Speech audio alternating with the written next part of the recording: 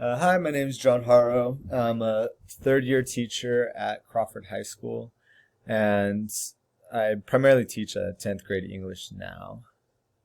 And this is my exit presentation. Oh, and that's also a picture of a corner of my room, kind of trying to turn into like a little reading cafe, slowly but surely building it up. Uh, Throughout the induction program, my most powerful inquiry would hands down would be inquiry number two. I feel like in inquiry number one, I was just learning how to go through the process. So it was more of like just walking through the steps versus actually having like a strong focus into something that I would really like to reflect on and improve. So because of that, this inquiry actually helped me take on this major issue that I've been working on for like the last 2 years to resolve. The first bit of it is my classroom is really small. It's like one of the smallest classrooms on campus, at least that's what I've been told. And they always fill my class, like full 36 students for every period. So having a small classroom and then placing 36 desks where we still have room is a challenge enough.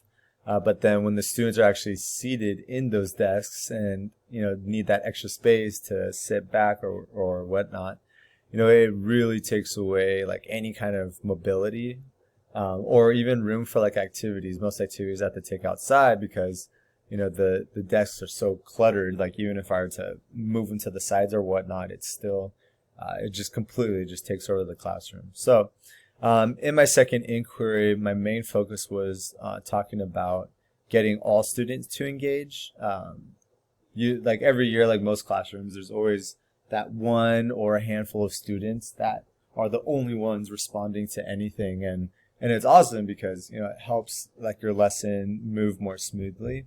But I don't just want the same people responding every single time, because then the rest of the students, they kind of become reliant on that, so then they have like less urgency to speak up. So I was trying to find ways to engage all my students, and a part of that was to like get students to talk and work in groups more often and effectively.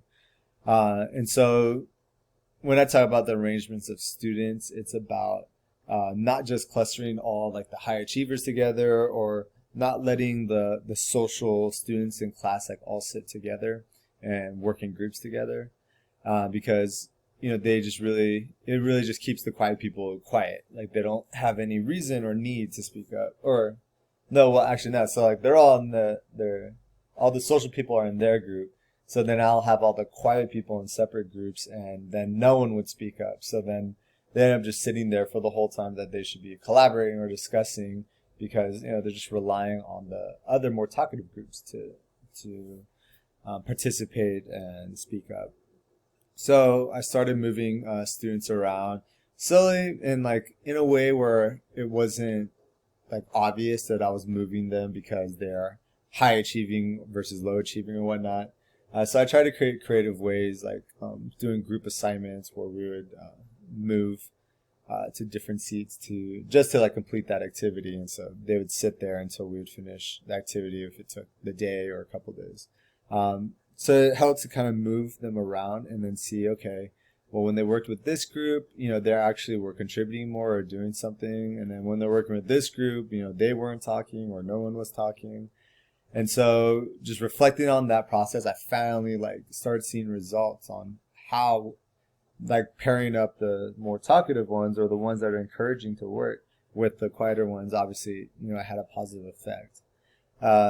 And so before, I used to have desks where they were just paired up. So two students would be sitting next to each other, and I just had rows of that. But the big issue with that at my school is that it has like a high rate of absences. So it would make it very tricky when one student, or if multiple students are gone, then those students that were sitting next to them, they have no partner to share it with. So I had to find a way to get students to engage more, especially like the quiet ones, get more students to participate in discussions with the class, and then also avoid that risk of having one of them absent. So then that got me to changing the decks into like clusters of 4. And honestly, like I was incredibly surprised that when I did that, I actually had space in my room.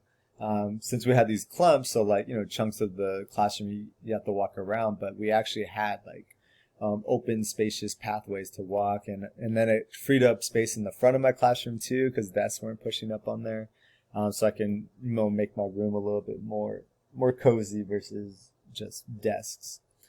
But anyway, that helped as well. So now that they're in groups of four, if even like two of the students were gone, at least we'd still have two more to collaborate and work together and discuss. So that was like a huge benefit. And it also helped with like, working on putting the not so social or quiet students together with social students, and, just that added encouragement and not feeling like embarrassed or awkward to share because they're in a bigger group. But yeah, so that really just showed me how important desks and placement of students was, and it was incredibly helpful. I know I'm talking a lot about it, but it's because this had like the biggest influence on my teaching, and benefit my classroom. So yeah, I also learned about how specific desk arrangements can help you fulfill specific purposes. So that was like a really cool discovery. And yeah, and of course adjusting based on lesson plans and unit goals. So I learned that a lot in this inquiry too. Seeing how, if I need to spend more time on one thing, or if I need to detract from like my main plans, that's fine. To make those adjustments, like even on the unit goals, just to make sure that, you're meeting what the student needs. And also learn, how helpful you can use past research for future inquiries. So it was really cool, the resources me and my mentor found together. All right, so the inquiry's impact on teaching. This helped me understand individual needs, talking about moving students and trying to get quiet students to engage more. I found that the focus student I chose was because they were so far behind, and they went from submitting partial work to no work at all. And so it simply took a way for me to like talk with her one-on-one in class, and then work with her one-on-one during class as well. I find out that, she just needed a little bit of like further assistance, and then just having that one-on-one assistance, it was less like embarrassing for her to like raise up her hand and ask a question in front of the class. And so when I learned to understand like those individual needs to the point where they just need someone to sit with them and give them a little extra guidance, I really did see like a huge benefit from that. And so this shift though, where I'm trying to offer more one-on-one assistance, it taught me how to address like the few along with the many. So like finding those like quiet students, and being able to like reach out to them and get them to understand and submit work.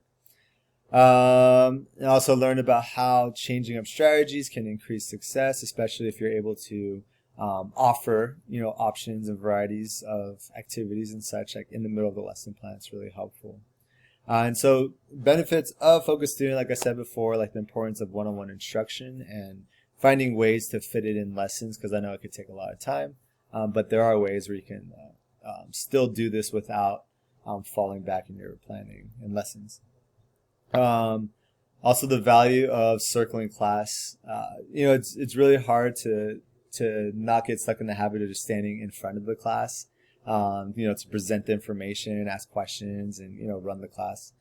So I learned, it's really good to move around more. Even like in the middle of a lecture, just move to the other side of the class, just kind of like change things up. So usually it keeps students more engaged, and less likely to fall asleep. But also it helps me to like touch base with more students, whether it's groups or individual. So understand student needs, and again, like research, the research that we're, walked through in these inquiries, it really showed, I always did research just to learn about a theory or whatnot. You get the theoretical side of research, but now I get to see the more practical side of research, where I'm actually finding things and then adding them to my lesson plans, and then seeing the benefits of that.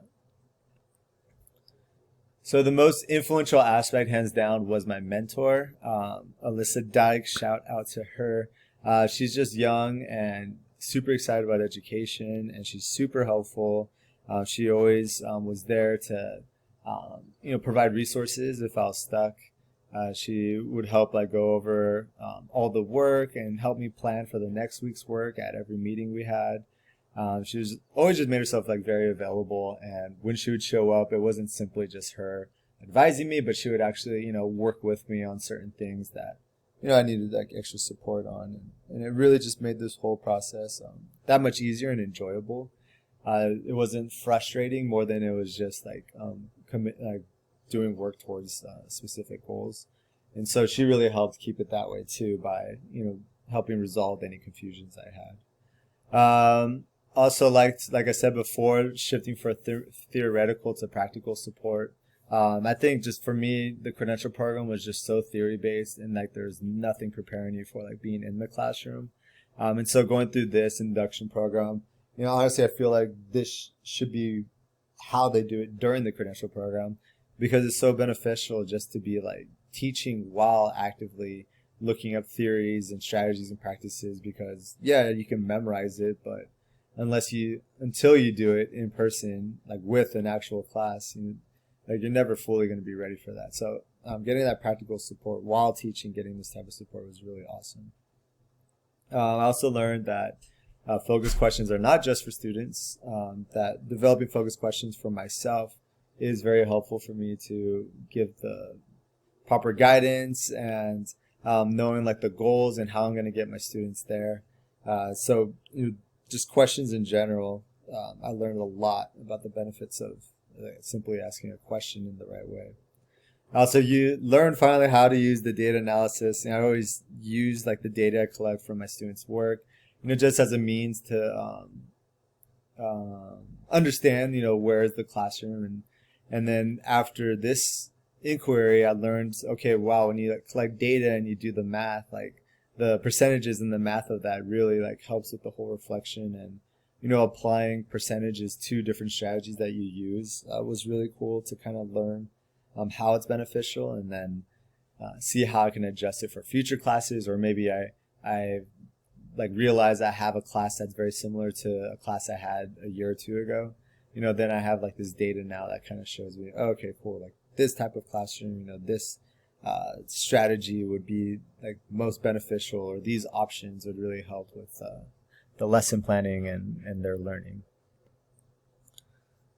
As far as implementing to future teaching practice, just increase like the awareness of my teaching habits. A lot of times, my mentor asked me a question, like if I was doing this or that, or if I've improved in certain things, and I was always like, I don't know, like maybe I kind of feel better about this, and then and then she'll rattle off, it's like, okay, well, this is like what I see, and she would like put a name to a lot of the things that I was just doing without thinking or realizing it.